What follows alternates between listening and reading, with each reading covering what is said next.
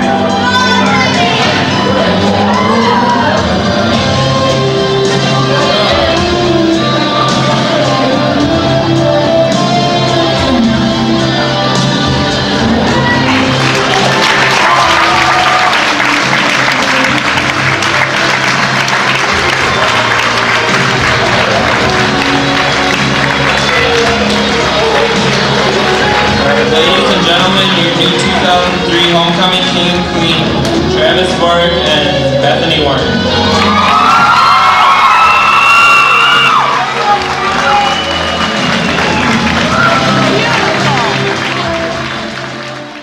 This is Danielle Pausine, and this is Shannon Murphy. Brian Greiner. How long did it take you to practice? About a day. How did you pick the theme for this homecoming? Last year the student council voted on the few choices and then the student body chose it. Yeah. What's your favorite part of the movie? Probably when they're up in the sky, the last scene when they're fighting all the other bad guys off. Yep, Who's going to win the homecoming game this week? We are. We are, of course. What's up? What's up, Travis? I don't know. We're standing here right now. No.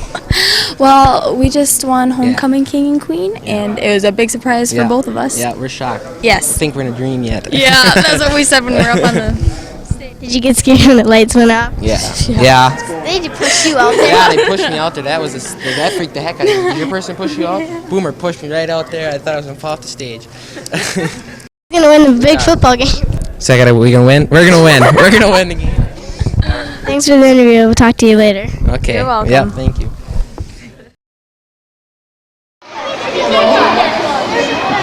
Hi, everybody. Hi. Are you guys excited for homecoming this year?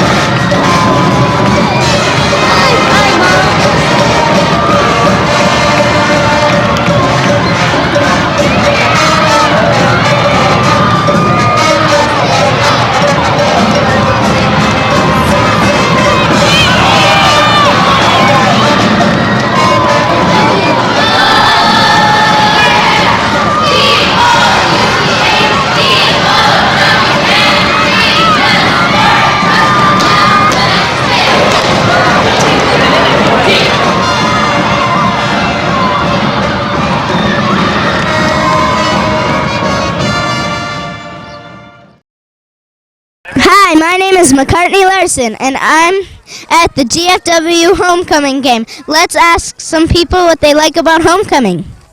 Let's go. What's your favorite part about homecoming?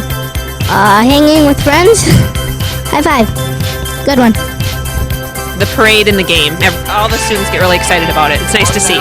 Cheerleading. What's your favorite part about cheerleading? Everything. My favorite part about homecoming is the halftime entertainment. The game, I think, and the parade. All the activities in school and the football game. All the fun and activities that we get to participate in. Cool. That I get to see all the people that I graduated with. My son Matt's the center. My friends! The big chicken. Bird. The big bird. Okay. Oh, I think the game. I like the intensity and the action. Powder puff? Football? Oh, it's got to be the football game. Football game. Oh, I love the cheerleaders, I love the dance line, and I love the band uniforms. Watching the band. Okay. The band is the best. The T-Birds just scored a touchdown. Touchdown, T-Birds!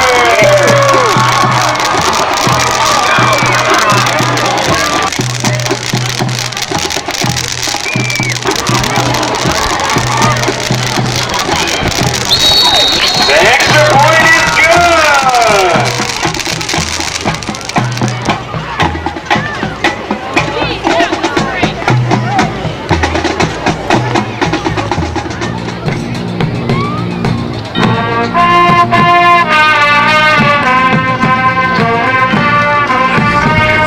T-Birds just pulled off a homecoming win. Let's go interview the players. Come on.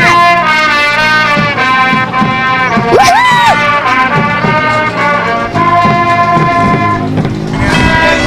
Hey, what's your name?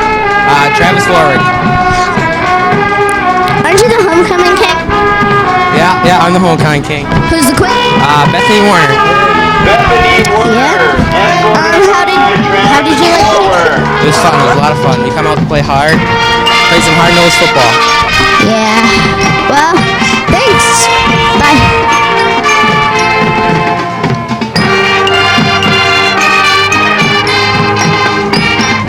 Hey, we're here with a really sweaty man, number 7, and your name is? James Panning. What's your favorite part about homecoming? Played in the football game with all the fans. Do you like all your teammates? Yeah, get along with them all real well. Interviewing number 21, and your name is? Tyler Schwecky. What was the best part of the game? Oh, the ending. Us winning and Foreign exchange student of the plates is, and your name is? Dominic. What country are you from? I'm from Germany. What do you think of football? Football is a great sport. In Germany, what's the main sport? Soccer, What's the neatest thing about America? the food. Auf Wiedersehen. Auf Wiedersehen. Okay. We're here interviewing Coach Henches. What did you think of the game? Well, obviously we like the end result, but more importantly, I'm real happy with how the boys played. They did a nice job. Are there any girls on the team? No, but we'll take them if they want to play, as long as they're hard-nosed. That's it for the 2003 GFW homecoming game. We hope you enjoyed it. Bye. Hi, my name is Rachel Deming, and I am part of KGFW, and we are here at Taylor Corporation for interviewing Glenn Taylor. And today my cameraman's gonna be Ray Forrest. Thank you, Ray. You're the man. Hi, I'm Rachel Deming reporting here at Taylor Corp for KGFW with Mr. Glenn Taylor. And what city were you born in? I was born in the hospital at Springfield, Minnesota, which is not too far from where you live, Rachel, and I grew up on a farm over by Comfrey, Minnesota. Cool. What were some of the things you enjoyed doing as a child? I think my childhood was like most young people. I loved to play with my friends. I loved sports, so we played sports just about any time I could with my friends. And we went down to like a creek and played down there and horsed around and did things like that. Did you have any pets? Oh yeah, I had lots of pets. I just love animals. So I had, when I was small, we always had kittens and some dogs, and I always got involved with pets.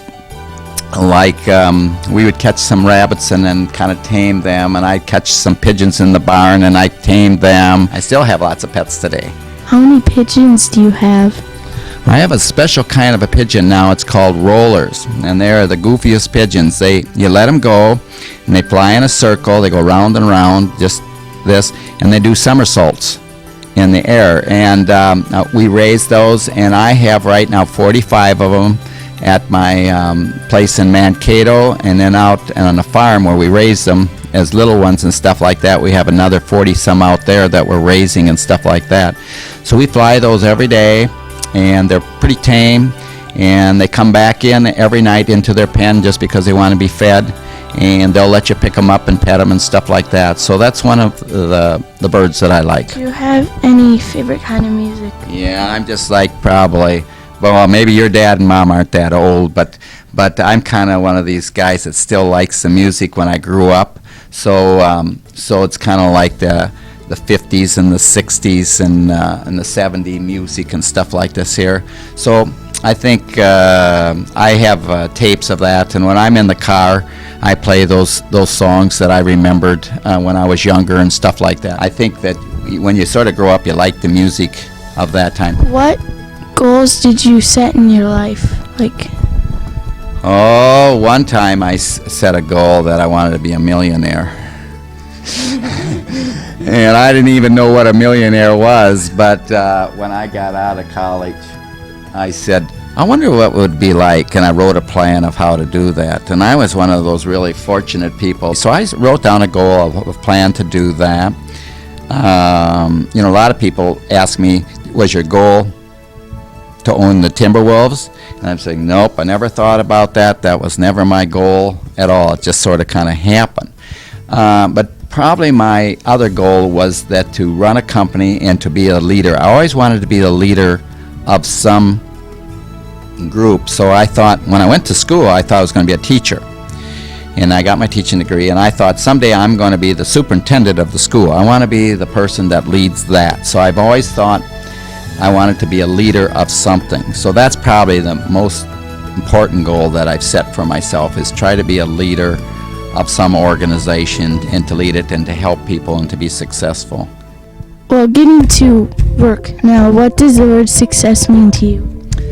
Success is like you set some goal for yourself.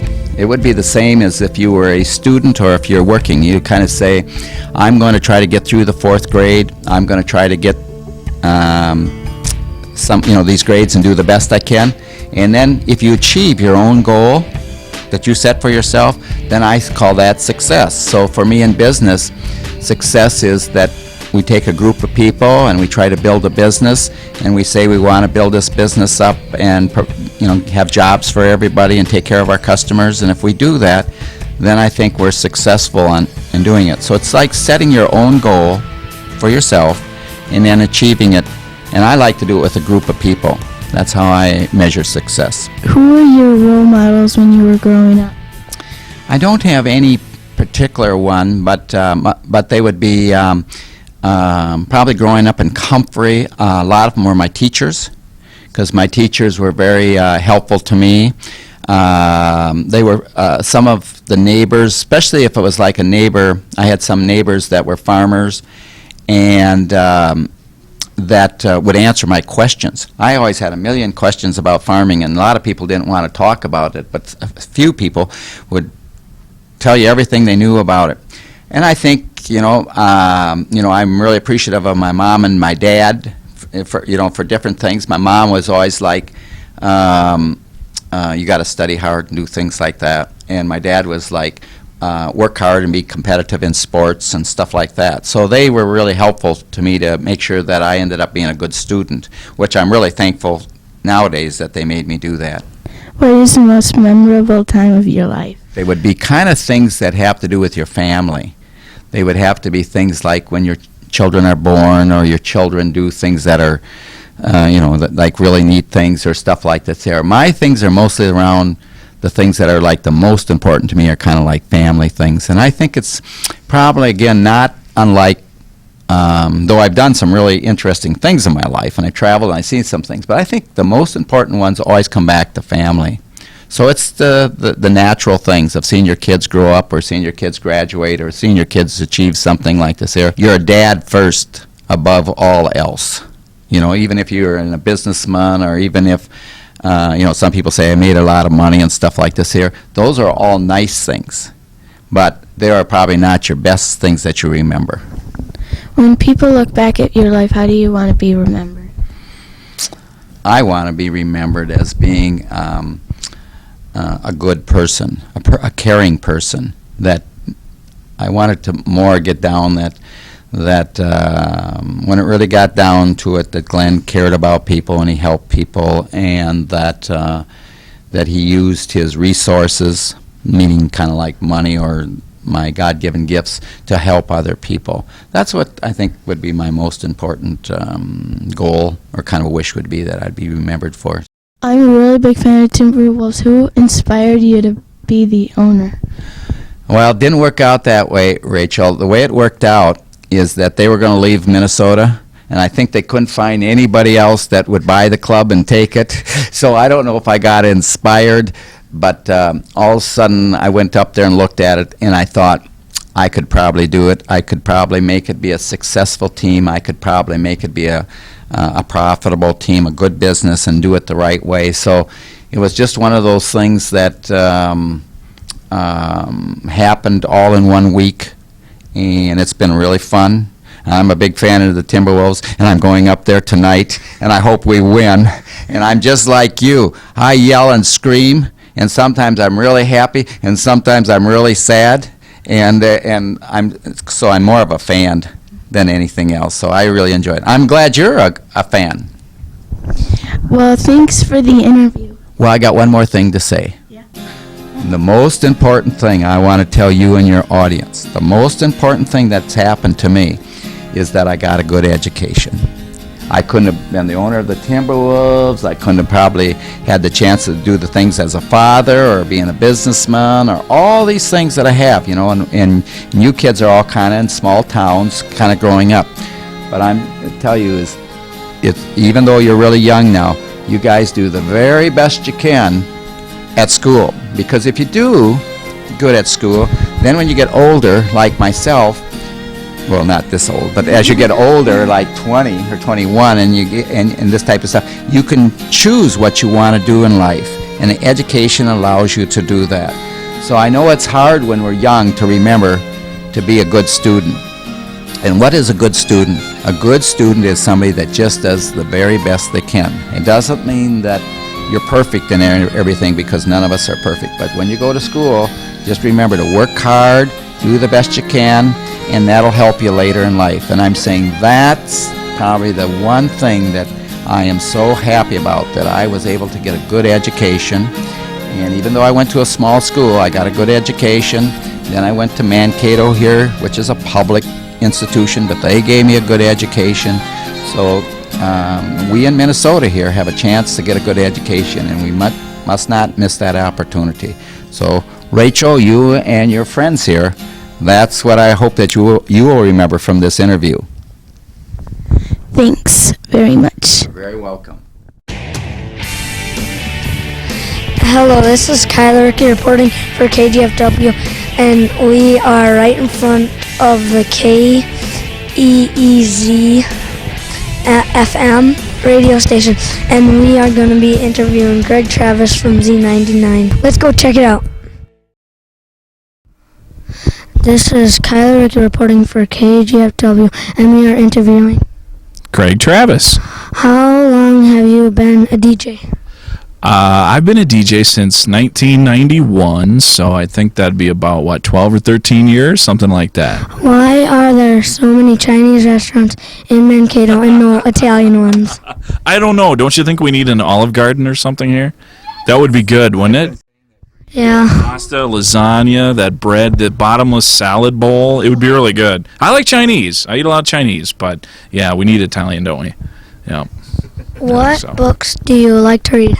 Ooh, I like, I wish I had more time to read, like books and that, but like every day when I get into work, I have to read like the newspaper, and I get on websites and read about what's going on in entertainment or in music or stuff like that. So I'm reading a lot of that stuff, and then I have a little 2-year-old son at home, so he takes up a lot of my time. So my books now that I read are like Curious George and stuff like that. It's not for me. Well, I like them too. What's the best part of your job? I don't know. There's a lot of fun things about it. I guess the part I like the best is the 4 hours when I'm on the air every morning, and having a partner to work with, and just kind of having fun together and playing music and talking about what's going on and what's going on in our lives. And it's just kind of fun. I don't know. I like when people call up and request songs and ask us questions and do contests with us and stuff. So I think, doing the on-air shift is my favorite part of the job. What's the worst part of your job? What is the worst part of my job? Well, when you're in radio, you have to work a lot of weird hours sometimes when you're first starting out. Like I'm on in the morning now, but when I first started, I used to have to be on until like 1 o'clock or 2 o'clock in the morning. And I used to have to work every weekend, and I used to have to work all the holidays like Thanksgiving and Christmas.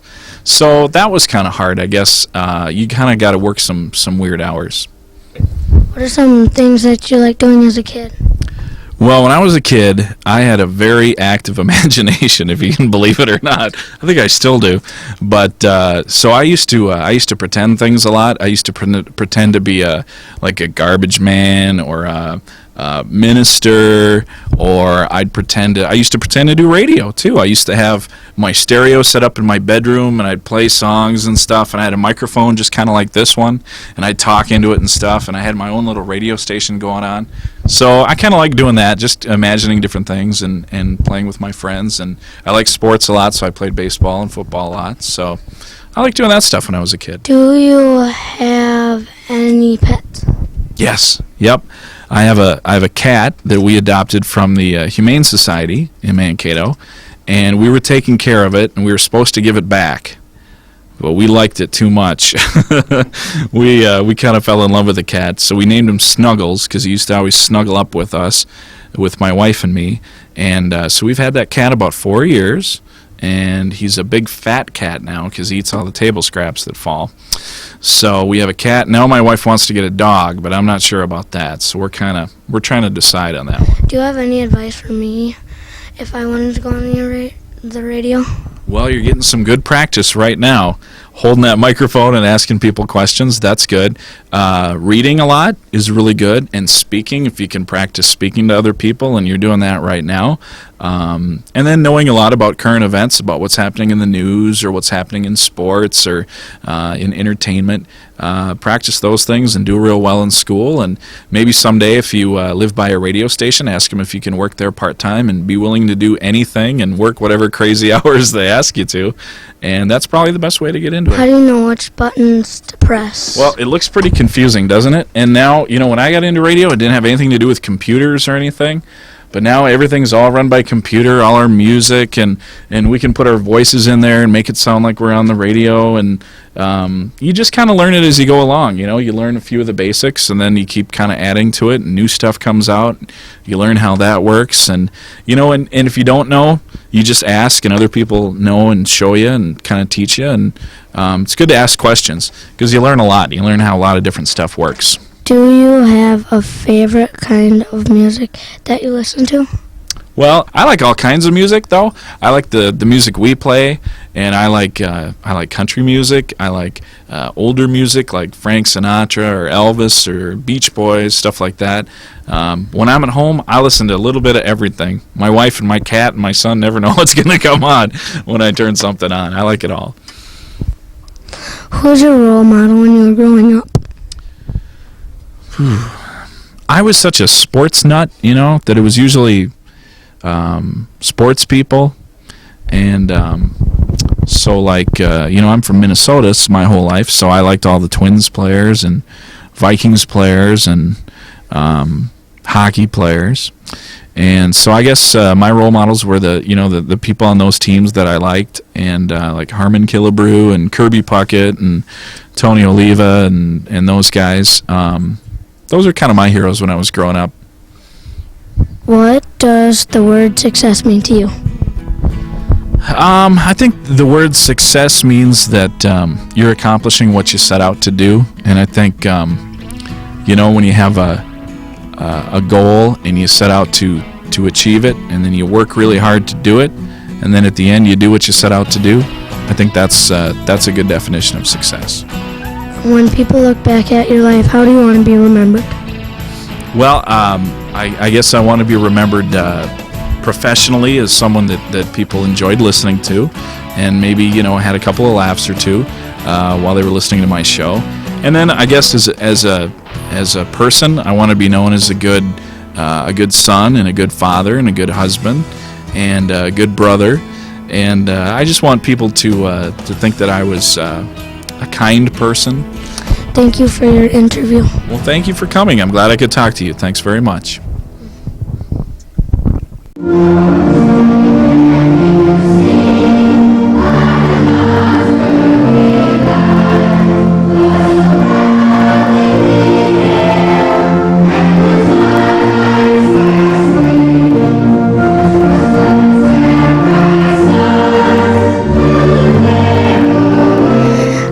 Jenna Albrecht, reporting for KGFW, and today we're doing a veteran special and we're interviewing.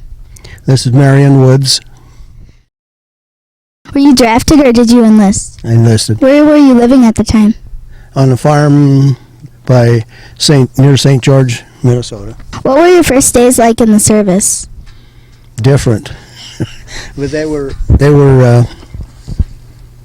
pretty regimented. What was boot camp or training camp like? Well, we had a certain number of things to do. We get up in the morning and at a certain time. And I guess the first thing that happened, though, we were greeted by our drill instructor when I went to San Diego, California, to Marine Corps boot camp. And I went to, the first thing we were greeted with was our drill instructor. And he informed us that his words were, for the next, at that time it was 8 weeks. For the next 8 weeks, he said, I'm your father, your mother, and almost your God.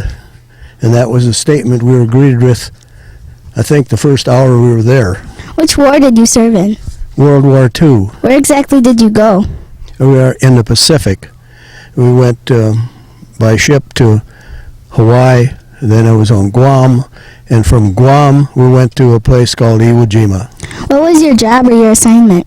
I was in an infantry company. Tell me about your most memorable experiences. Well, that's a little hard. I think when you, by the landing at that time was it was a totally different place. And I guess the thing you remember the most is your friends and those that didn't come back. And being done. And one of the things I'll always remember is getting back on the ship when we left. And first, in our chow line, we got back and just in time to eat. And the first person in line serving was a Navy lieutenant on a troop ship. What was the food like? I didn't find it that bad. We were fed better overseas than we were in the States, I think. And but there are some things. Anybody that's been in the service, I think there's some things that even after 30-some days or 40 days, that I can think of some things I didn't eat. Like when we have canned hash and potatoes, and some of that stuff I couldn't eat. I ate the crackers and the chocolate bar that was in there and drank water. How did you stay in touch with your family? We wrote with a thing they called V-mail at that time. You know, you wrote on a real small piece of paper, and it was done by like a film, and it was sent back because it took so much less space. And then when we were stationed, we always went back to Guam. We left Guam when we went to Ewan, went back to Guam, and then that's the only time you'd get mail. We didn't have mail. I remember writing a letter while we were on Iwo Jima because my birthday was on while we were there, and I don't know if the folks ever got that letter. I don't remember hearing, but I did write. Is there anything you would like to add that we haven't covered? Well, the one thing that I really pretty much enjoyed was after the war ended, we had been in training, and we went to different islands to evacuate Japanese, and then we were shipped just before Christmas time. We were shipped to China, and I spent from December to August in China, and that was really different. Thank you for sharing your recollections. Thank you. This is Jenna Albert reporting for KGFW, and we're doing a Veterans Day special, and we're interviewing Ron Treblehorn. Charlie Schiller.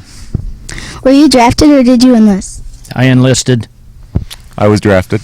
Where were you living at the time? On a farm in Winthrop. I was living on a farm also near Winthrop. What were your first days like in the service? Scary. They were very early mornings and a lot of work. What was boot camp like? Oh, very rigorous work. Continuous from sunup to sundown training. A lot of training and learning how not to talk back to the drill sergeant. Which wars did you serve in? I was in Vietnam. I was also in Vietnam. Where exactly did you go? I guess I was in around the Central Highlands in Vietnam. I was at a place called Long Binh, Vietnam, which is about 20 miles north of Saigon, which is now called Ho Chi Minh City. What were your jobs?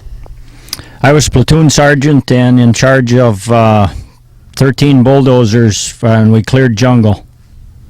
I was actually a mechanic. I was what they call a wheel and track mechanic, fixing, tanks and trucks. Do you have any memorable experiences? Very many. I guess I wouldn't like to comment on some of them, but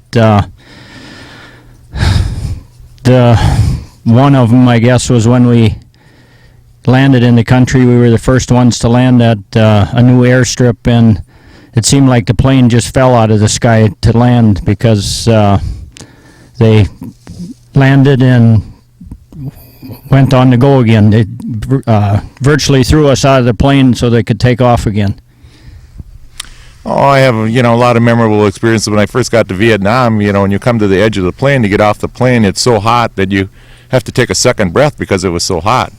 And, you have a lot of experiences of meeting people from all over the United States, and make friends from everywhere. So it's a lot of good experiences that way. How did you stay in touch with your family?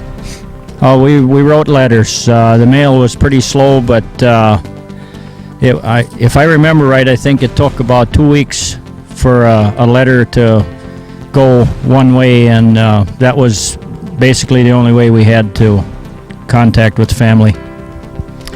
We also wrote letters back and forth, and one thing I did have, I was able to even get a subscription of the paper sent to me from my hometown in Winthrop, and so you could kind of keep in touch with what was going on around town all the time, or while you were gone. And it was kind of very interesting to see what was always going on. Do you recall the day your service ended?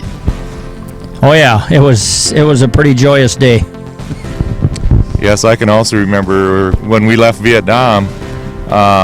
Everybody was really in a happy mood, and we were getting on the plane and stuff, and the plane taxied down to the end of the runway and was taking off, and everybody was hollering, "Go, go, go!" As soon as it left the ground, everybody just went crazy, really cheered. Did you meet a lot of friends while you were in service? Oh yes, probably so many that we can't even keep track of them all anymore, as everybody goes their own way in the world, but met people from all over the United States, which was very interesting. Yes, I also, you meet a lot of really interesting people, and you don't really get in touch with a lot of them people anymore like you should, It'd be interesting to see what they're doing nowadays, But we just went our separate ways when we were out of the service. Is there anything you would like to add that we haven't covered? I don't really know. I guess just like to thank you for this interview. I think you guys are doing a great job, and keep up the good work. Yes, I think you did a really good job. So, yeah, I guess that's all I have to say too. Thank you for your recollections. Thank you. Thank you. First of all, I'd like to say thank you to my camera person. Your name is? Louise Vogel. What did you think of the interviews today? I thought they were very good. Was there anything that really caught your interest? All of it. Thank you for watching our Veterans Day special. Hi, this is Shauna Madison reporting for KGFW, and today we are going to interview Santa Claus. Hello! Merry Christmas. Shauna? Yeah. Oh, can I sit down by you? All right. Oh, my. Oh, here. So how was your trip from the North Pole? Oh, it was just fine. Oh, a little cloudy out this morning. We had to use Rudolph's nose. Oh, yes. What kind of things do you feed the reindeer? Oh, the reindeer love little pellets. Little pellets we get down here by Gibbon, Minnesota, from the co-op over here, the South Central Co-op. Oh, yes, Margaret takes good care of me over there. That's the manager there, Margaret. Oh, yes, it's got some oats in it and some protein. Oh, they like that. What kind of things do you eat for breakfast to get ready for a day like this? I honestly have to tell you, cookies. Oh, boys and girls, I'm preparing myself for Christmas Eve. Ho, ho, ho, ho, ho. Have the elves been hard at work? Oh, yes, the elves have been very busy, boys and girls. Oh, my, as we speak, they're making little dollies today. Oh, yes. Oh, the elves have been special. And did you happen to see the movie Elf? I saw the movie All of the Other Reindeer. You did? Oh, yes, the reindeer. They're pretty famous, aren't they? Prancer and Rudolph and Oliver. Oh, yes. What's Mrs. Claus doing today? Oh, she's doing some last-minute Christmas wrapping and definitely making some homemade soup. Do you have a Christmas tree? Oh, yes, I do. Oh, yes, a beautiful tree at that. It stands about 14 feet tall. It is the tallest tree at the North Pole. I know that you're really busy in the wintertime, but what do you do in the spring and the summer? In the spring and the summer. Oh, in the springtime, I'm in training. As you can see how physically fit I'm in. Oh, yes, they work me out, them elves. Constantly got me working on the treadmill to keep the ticker going. Oh, yes. And in the summer, well, it's a little R&R, if you know what I mean. A little rest and relaxation, preparing myself for the big day. Oh, yes. That takes up all my time. Do you have a busy day planned? Oh, yes, I do. I'm here in Gibbon, Minnesota today. I'm going to be down at the community center from 10 until 12. Oh, and then I've got a couple house visits. And then I'm off to Winthrop, Minnesota. Oh, yes. Say, before we go, what would you like for Christmas this year? Computer. A computer? Ho, ho, ho. Now that's a mighty big order. I'm sure there's a lot of children at GFW that would love computers for Christmas. Do you have a computer? Oh, yes. Oh, yes. I am updated on modern technology. But they all say I should get rid of Rudolph for those GPSs. But oh no, Rudolph, he knows the way. He knows everything. I rely a lot on Rudolph. I'll leave them GPSs in the box for now. Okay, happy holidays and Merry Christmas, and we'll see you at the community center. Well, thank you very much, and you have the merriest Christmas now, all right? And so long. Ho, ho, ho, ho, ho, ho, ho. Bye now.